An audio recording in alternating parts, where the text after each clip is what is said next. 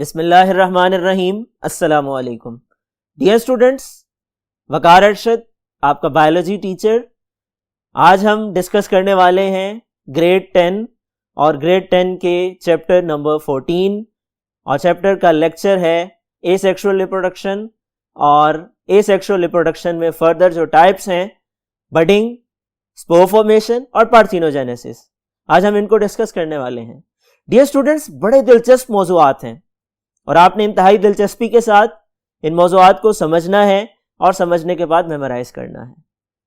Topics को discuss करने के लिए आइए चलते हैं व्हाइट बोर्ड की तरफ। डियर स्टूडेंट्स, रिप्रोडक्शन क्या है? Recall your memory. Previous lecture में हम समझ चुके हैं कि ये एक ऐसा तरीका कार है जो अल्लाह ताला ने हर जानदार के अंदर रखा है। इसके अंदर होता क्या है? एक जानदार, एक सेल, एक टिश्यू, एक ऑर्गन अपने जैसा नया पार्ट बनाता है। अगर वो सेल है तो नया सेल बनाता है, अगर वो ऑर्गेनिज्म है तो नया ऑर्गेनिज्म बनाता है। रिप्रोडक्शन दो अल्फाज का मजमुआ है और ये है री एंड प्रोडक्शन। री का मतलब अगेन और प्रोडक्शन का मतलब पैदा करना, यानी वो अमल जिसके जरिए कोई जानदार अपने जैसा नया जानदार पैदा करे वो रिप्रोडक्शन कहलाता है। डियर स्टूडेंट्स, रिप्रोडक्शन की दो टाइप्स हैं। एक को एसेक्सुअल रिप्रोडक्शन कहा जाता है और एक को सेक्सुअल रिप्रोडक्शन का नाम दिया जाता है। सेक्सुअल रिप्रोडक्शन में दो पेरेंट्स इन्वॉल्व होते हैं, एक मेल जबकि दूसरा फीमेल होता है। मेल के भी गैमीट्स हैं, फीमेल के भी गैमीट्स हैं।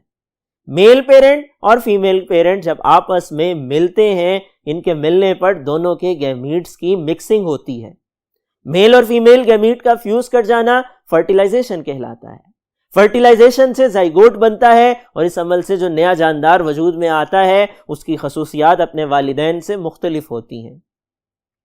एसेक्सुअल रिप्रोडक्शन की बात की जाए तो एसेक्सुअल रिप्रोडक्शन सेल डिवीजन की वो किस्म है जिसको माइटोसिस कहा जाता है। एसेक्सुअल जिसमें एक जिन्स हिस्सा ले, तो एसेक्सुअल रिप्रोडक्शन का मतलब जिसमें एक पेरेंट इन्वॉल्व हो और एक पेरेंट से एक मुकम्मल नया जानदार वजूद में आए। डियर स्टूडेंट्स, एसेक्सुअल रिप्रोडक्शन में एक ही पेरेंट से जहां नया जानदार बनता है वो आइडेंटिकल होता है, उसकी खसूसियात हुबहू अपने वालिद जैसी होती हैं, पेरेंट बॉडी जैसी होती हैं, उसके अंदर कोई जेनेटिक वेरिएशन नहीं आती हैं क्योंकि यहां मियोसिस का अमल इन्वॉल्व नहीं है, बल्कि सिर्फ और सिर्फ माइटोसिस का अमल होता है जहां क्रॉसिंग ओवर बिल्कुल भी नहीं पाई जाती। एसेक्सुअल रिप्रोडक्शन एनिमल्स के अंदर मुख्तलिफ तरीकों से होती है और वह मुख्तलिफ तरीके क्या हैं? बाइनरी फिशन है, मल्टीपल फिशन है, फ्रेगमेंटेशन है, बडिंग है, स्पोर फॉर्मेशन है और पार्थिनोजेनेसिस है। Binary fission simple cell division है कि जिसमें सेल डिवाइड होता है, माइटोसिस के अमल से गुजरता है और एक बॉडी दो नई बॉडीज बनाती है, एक पेरेंट दो नए डॉटर सेल्स में तब्दील होता है। डियर स्टूडेंट्स, अमेबा जो कि एक यूकैरियोट है, यूनिसेलुलर है, उसके अंदर बाइनरी फिशन का अमल होता है। इसी तरह से प्रोकैरियोट की बात की जाए, बैक्टीरिया के अंदर बाइनरी फिशन का अमल होता है। इसी तरह से इनवर्टिब्रेट्स की बात की जाए तो इनवर्टिब्रेट्स में भी बाइनरी फिशन का अमल होता है। इनवर्टिब्रेट की एग्जांपल प्लेनेरिया है, प्रोकैरियोट की एग्जांपल बैक्टीरिया है और यूनिसेलुलर यूकैरियोट की एग्जांपल अमेबा है। इसी तरह से मल्टीपल फिशन में अमेबा की बॉडी के इर्द गिर्द अनफेवरेबल कंडीशंस में एक प्रोटेक्टिव लेयर बन जाती है जिसको सिस्ट का नाम दिया जाता है। यह हिफाजती झिल्ली अमेबा को अनफेवरेबल कंडीशन में हिफाजत फराहम करती है। डियर स्टूडेंट्स, जब फेवरेबल कंडीशन आती है तो साइटोप्लाज्म डिवाइड करता है, न्यूक्लियस डिवाइड करता है और डीएनए की तकसीम के बाद हर डीएनए का टुकड़ा साइटोप्लाज्म के एक टुकड़े के साथ जुड़ जाता है। एक वक्त में एक अमेबा की बॉडी में कई नए अमेबा तैयार हो जाते हैं और सिस्ट के फटने पर, ब्रेस्ट करने पर ये अमेबा एक पेरेंट बॉडी से बाहर निकलते हैं। इस अमल को मल्टीपल फिशन का नाम दिया जाता है। इसके बाद जो तीसरी किस्म है वो फ्रेगमेंटेशन की है, जिसके अंदर कुछ सॉफ्ट बॉडी ऑर्गेनिज्म इनवर्टिब्रेट्स जिनके अंदर बैकबोन नहीं है, उनकी बॉडी 2 से ज्यादा और 9 तक हिस्सों में भी तकसीम कर दी जाए, हर हिस्सा एक मुकम्मल नया जानदार बन जाता है। डियर स्टूडेंट्स, ये प्लेनेरिया के अंदर वाक़या होने वाला अमल है जो अल्लाह ताला की निशानियों में से एक निशानी है और एक हैरत अंगेज काम है जो इतने छोटे जानदार में वाक़या होता है। इसके बाद जो चौथी किस्म है एसेक्सुअल रिप्रोडक्शन की, आइए देखते हैं। बडिंग का अमल। नाम आपके सामने है और नाम पर थोड़ा सा गौर कीजिए, समझ आती है ये एक ऐसा अमल है कि जिसके अंदर बड डेवलप करती है। स्टूडेंट्स, बड का लफ्ज शायद आपने पहले नहीं सुना, लेकिन अब सुन रहे हैं, समझ भी लीजिए। बड कहते हैं किसी भी जानदार जिस्म के ऊपर एक आउटग्रोथ का बढ़ना, एक उभरे हुए हिस्से का बढ़ना और उसका बढ़ते बढ़ते बढ़ते बढ़ते इतना ज्यादा ग्रो कर जाना कि एक मुकम्मल नए जानदार में तब्दील हो जाना।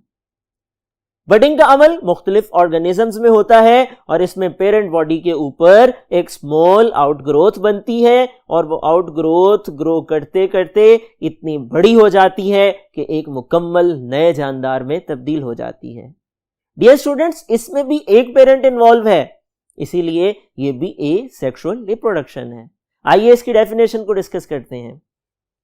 A bud develops as an outgrowth on parent body that later on develops into a new organism. अगर आपको सवाल पूछ लिया जाए इसकी डेफिनेशन बताइए, तो आप यूं बता सकते हैं कि पेरेंट बॉडी के ऊपर एक बड डेवलप करती है, स्मॉल आउटग्रोथ के तौर पर मौजूद होती है, छोटे से उभरे हुए हिस्से के तौर पर मौजूद होती है और बढ़ते बढ़ते जब उसमें नशोनुमा का अमल होता है वो एक मुकम्मल नया जानदार बन जाती है। यहां पर 2 सूरतें हैं।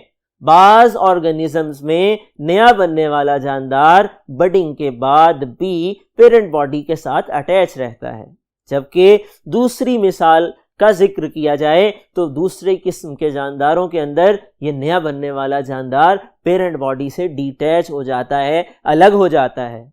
स्टूडेंट्स, वो जानदार जिनमें नया बनने वाला बडिंग के जरिए से मुकम्मल होने वाला नया ऑर्गेनिज्म बॉडी के साथ, पेरेंट बॉडी के साथ डिटैच नहीं होता, अटैच रहता है, वो ऑर्गेनिजम्स कॉलोनीज की फॉर्म में नजर आते हैं, दिखाई देते हैं। इनके एग्जांपल्स को डिस्कस करते हैं। Example number 1, yeast. Dear students, yeast क्या है? ये फंगस की एक टाइप है। यीस्ट की बॉडी स्फेरिकल होती है, इसकी बॉडी के ऊपर एक आउटग्रोथ बनती है, इसका न्यूक्लियस डिवाइड करता है, जेनेटिक मटेरियल डिवाइड करता है और डिवीजन के बाद एक हिस्सा, एक टुकड़ा, एक पीस जो है नई बनने वाली बड में चला जाता है। ये बड ग्रो करती है और ग्रो करते करते इतनी एनलार्ज हो जाती है कि एक नए यीस्ट की शक्ल इख्तियार कर लेती है। यहां पर यह बात हैरानकुन है कि एक फंगस के ऊपर, एक यीस्ट के ऊपर एक वक्त में एक से ज्यादा बड्स भी बन सकती हैं, कई बड्स एक साथ ग्रो कर सकती हैं और वो पेरेंट बॉडी के साथ अटैच दिखाई देती हैं और ये कॉलोनीज की फॉर्म इख्तियार कर लेते हैं। जितनी बड्स बनती हैं उतने पीसेस में जेनेटिक मटेरियल डिवाइड करता है और हर पीस नई बनने वाली बड में एक एक की तादाद में मूव कर जाता है। दूसरी एग्जांपल हाइड्रा की है। डियर स्टूडेंट्स, हाइड्रा ये एक ऐसा ऑर्गेनिज्म है जो कि एक्वेटिक एनवायरनमेंट में रहता है। हाइड्रा की बॉडी पे भी एक आउटग्रोथ बनती है, एक बड बनती है और वो ग्रो करती है। ग्रोथ का अमल ऐसे कंटिन्यूअसली चलता है कि वो मुकम्मल तौर पे एक नए हाइड्रा को जन्म दे देता है। अब यहां पर 2 सूरतें हैं। बाज हाइड्रा में, बाज हालात में बडिंग के जरिए बनने वाला नया हाइड्रा पेरेंट बॉडी से अटैच रहता है, जबकि दूसरी मिसालों में नया बनने वाला, बडिंग के जरिए वजूद में आने वाला हाइड्रा पेरेंट बॉडी से डिटैच हो जाता है और वो एक मुकम्मल नया जानदार है। डियर स्टूडेंट्स, तीसरी किस्म कोरल्स की है। कोरल्स ऐसे जानदार हैं कि जिनमें बडिंग का अमल होता है और बडिंग के अमल के नतीजे में आउटग्रोथ्स बनती हैं, वो आउटग्रोथ डेवलप होती हैं, एक मुकम्मल नए जानदार में तब्दील हो जाती है। ये नया जानदार पेरेंट बॉडी से डिटैच हो जाता है और वो एक मुकम्मल नया जानदार है। बास कंडीशंस में वो पेरेंट बॉडी के साथ भी अटैच रहता है। डियर स्टूडेंट्स, इसके बाद नेक्स्ट टाइप एसेक्सुअल रिप्रोडक्शन की क्या है, आइए देखने के लिए, डिस्कस करने के लिए, समझने के लिए चलते हैं नए बोर्ड की तरफ।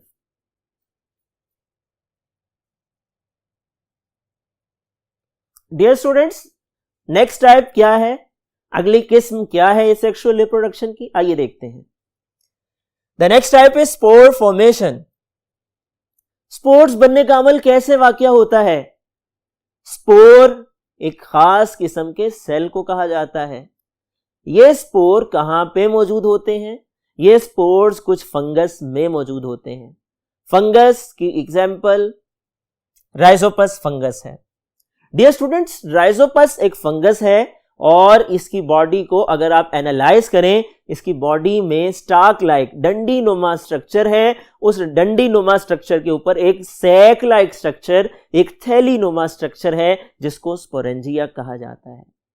स्पोरेंजिया के अंदर खास किस्म के सेल्स रिपीटेडली डिवाइड करते हैं और वो स्पोर्स हैं।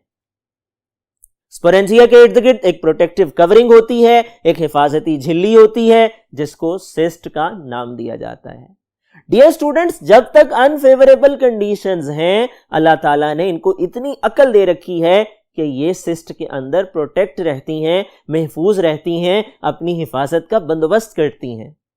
लेकिन जैसे ही साजगार हालात हो जाएं, एनवायरनमेंट फेवरेबल हो जाए, तो ये डॉर्मेंट स्पोर्स अपने सिस्ट को ब्रस्ट करते हुए बाहर निकल आते हैं। जहां पर गिरते हैं वहां पे एक नए जानदार की बुनियाद पड़ जाती है। आइए देखते हैं। Spores in sporangia and spores covered with cyst.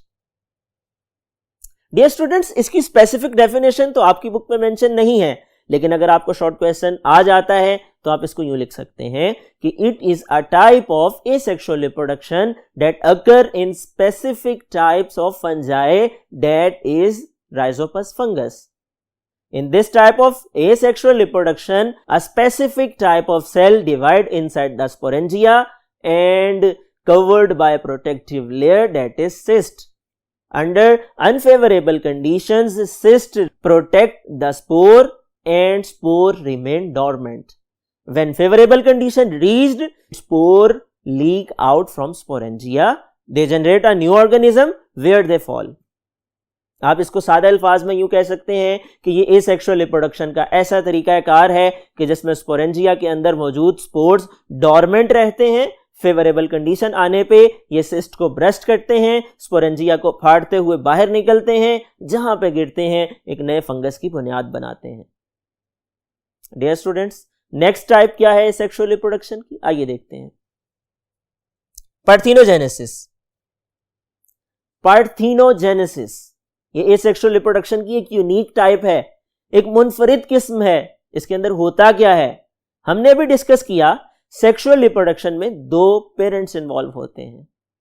दो पेरेंट्स में एक मेल है और एक फीमेल है। मेल के भी गैमीट्स और फीमेल के भी गैमीट्स होते हैं। मेल गैमीट्स और फीमेल गैमीट्स की फ्यूजन को फर्टिलाइजेशन कहा जाता है और फर्टिलाइजेशन से जाइगोट बनता है। जाइगोट डिप्लॉयड होता है जिसमें क्रोमोसोम डबल होते हैं, पेयर की फॉर्म में होते हैं और उनमें से हाफ मेल पेरेंट के, हाफ फीमेल पेरेंट के होते हैं। डियर स्टूडेंट्स, ये एक यूनिक टाइप है कि जिसमें कुछ जानदार जो सेक्सुअल रिप्रोडक्शन कर सकते हैं उनमें यह अमल वाकया हो जाता है। इसमें होता क्या है, मिसाल के तौर पर शहद की मक्खी का जिक्र किया जाए तो शहद की मक्खी के छत्ते में बड़ी तादाद में मक्खियां होती हैं। उन मक्खियों में एक मलका मक्खी है जिसे क्वीन बी कहा जाता है, जबकि बाकी कुछ वर्कर्स हैं और कुछ ड्रोन्स हैं। अब होता क्या है, जो वर्कर बीज हैं वो शहद इकट्ठा करके लाती हैं, शहद छत्ते के अंदर कलेक्ट किया जाता है और इसके साथ साथ उस शहद को छत्ते में रहने वाली मक्खियां अपनी खुराक का जरिया भी बनाती हैं। अब क्वीन बी बड़ी तादाद में अंडे देती है और जो मेल बीज हैं वो स्पर्म प्रोड्यूस करती हैं। कुछ स्पर्म्स तो एग के साथ मिल जाते हैं, लेकिन बहुत से एग्स ऐसे हैं जिनसे स्पर्म फ्यूज नहीं हो पाते। उसकी बहुत सी वजूहात बन सकती हैं। वो एग्स जिनके साथ स्पर्म नहीं मिल पाते वो विद आउट फर्टिलाइजेशन बगैर स्पर्म से मिले एक नया जानदार, एक हैप्लॉइड ऑर्गेनिज्म बना देते हैं और वो ड्रोन मेल बीज होती हैं। जबकि वो एग्स जिनके साथ स्पर्म मिल जाता है वो डिप्लॉयड फीमेल बीज में तब्दील हो जाती हैं या वर्कर बीज में तब्दील हो जाती हैं। डियर स्टूडेंट्स, ये कुदरत का अजीब शाहकार है। ये एक हैरत अंगेज मौजज़ा है कि जिसके अंदर शहद की मक्खियों के छत्ते में एक मलका मक्खी इतनी बड़ी तादाद में अंडे देती है, उनमें से कुछ की फर्टिलाइजेशन हो जाती है, जिनकी नहीं हो पाती अल्लाह ताला उनको बीज आया नहीं करते हैं, बल्कि उन्हें ड्रॉन मेल बीज में, हैप्लॉइड बीज में तब्दील कर देते हैं। स्टूडेंट्स, ये अमल पार्थिनोजेनेसिस कहलाता है और ये अमल सिर्फ शहद की मक्खियों ही में नहीं होता, बल्कि कुछ और जानदार भी इस खासियत के हामिल हैं। और वो कौन से हैं, आइए देखते हैं। Frog and insects. Dear students, वो दूसरे जानदार जो ये खासियत रखते हैं वो फ्रॉग है और इंसेक्ट्स हैं जिनके अंदर पार्थिनोजेनेसिस का अमल पाया जाता है। यहां पर एक अहम इंटरेस्टिंग इंफॉर्मेशन आपसे शेयर करता चलूं, इसी से मिलता जुलता अमल पौधों में भी पाया जाता है जिसको पार्थिनोकार्पी कहा जाता है।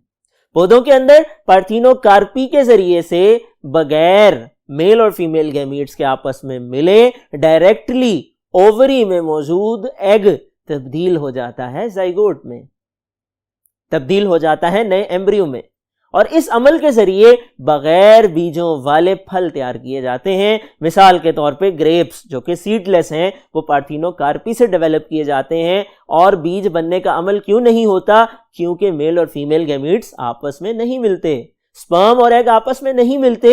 ओनली एग की डेवलपमेंट से नया फल बन जाता है, ओवरी फ्रूट में तब्दील हो जाती है। चूंकि फर्टिलाइजेशन नहीं होती है, सीड बनने का अमल भी नहीं होता है। ये कुछ अहम टॉपिक्स थे एग्जामिनेशन पॉइंट ऑफ व्यू से। इसमें शॉर्ट और लॉन्ग दोनों तरह के सवालात बन सकते हैं। आपसे क्वेश्चन पूछा जा सकता है, पार्थिनोजेनेसिस की डेफिनेशन बयान कीजिए। आपसे सवाल पूछा जा सकता है, बडिंग से क्या मुराद है। इसी तरह आपसे सवाल पूछा जा सकता है, किन जानदारों में होती है उनके नाम बताइए। एमसीक्यू में पूछा जा सकता है, बडिंग का अमल दिए गए जानदारों में होता है, और 4 ऑप्शंस में से आप करेक्ट ऑप्शन को टिक करेंगे। डियर स्टूडेंट्स, लॉन्ग क्वेश्चन भी बन सकता है बडिंग के ऊपर, पार्थिनोजेनेसिस के ऊपर और स्पोर फॉर्मेशन के ऊपर। आपने इन टॉपिक्स को हर हवाले से सब्जेक्टिव पॉइंट ऑफ व्यू से भी, ऑब्जेक्टिव पॉइंट ऑफ व्यू से भी अच्छी तरह तैयार कर लेना है, मेमोराइज कर लेना है, ताकि इम्तिहानात में अगर ये सवाल आपसे पूछ लिए जाएं तो आपकी अच्छी तैयारी हो और आप पूरे नंबर हासिल कर सकें। मुझे उम्मीद है आपको ये लेक्चर अच्छी तरह से समझ आ गया है। अगले लेक्चर तक के लिए अपना ख्याल रखिएगा और पढ़ाई पर ख़ास तवज्जो दीजिएगा। अल्लाह हाफिज़।